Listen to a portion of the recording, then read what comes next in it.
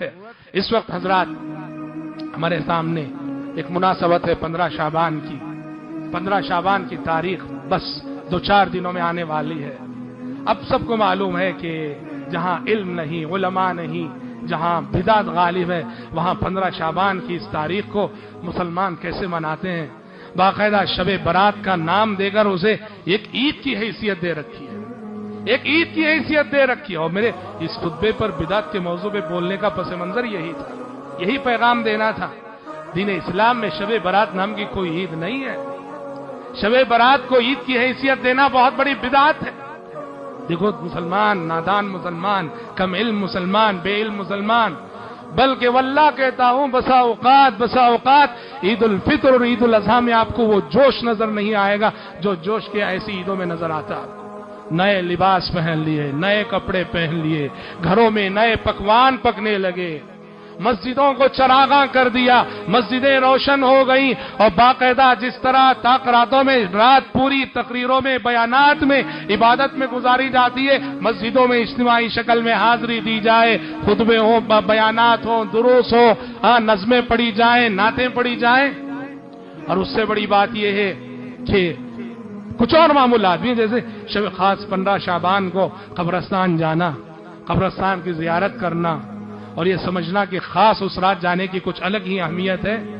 اور اس سے بڑی مصیبت یہ ہے کہ بہت سارے بدعقیدہ مسلمانوں میں یہ تصور پایا جاتا ہے کہ 15 شعبان کو مرحومین کی روحیں گھروں میں حاضری دیتی ہیں، یہ تصور پایا جاتا ہے۔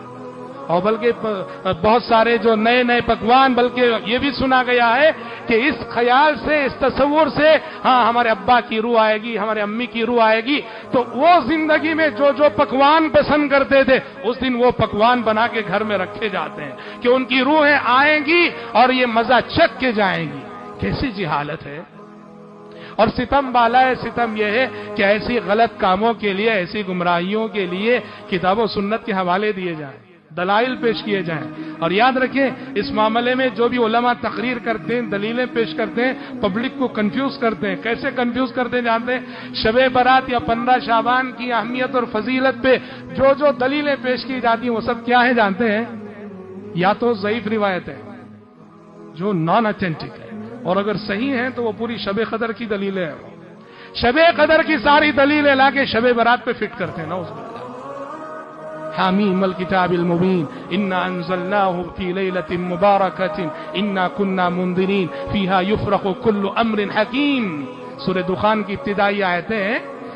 یہ آیت جو ہے اللہ تعالیٰ نے اس میں کہا کہ اس قرآن کو ہم نے مبارک رات میں اتارا ہے، اور اس رات سال بھر کے معاملات کے فیصلے ہوتے ہیں، اس رات سال بھر کے معاملات کے فیصلے ہوتے ہیں۔ فیہا یفرق کل امر حکیم، ظاہر بات ہے کہ شب قدر مراد ہے یہ، اسے کہ قرآن انا انزلناہ فی لیلۃ القدر، قرآن نے کچھ صراحت کی کہ ہم نے قرآن کو شب قدر میں اتارا ہے۔ لیکن آپ سنو شب برات کی فضیلت پہ جتنے بولنے والے ہیں سورہ دخان کی آیتوں کو پڑھ کے اسے فٹ کرتے ہیں شب برات پہ۔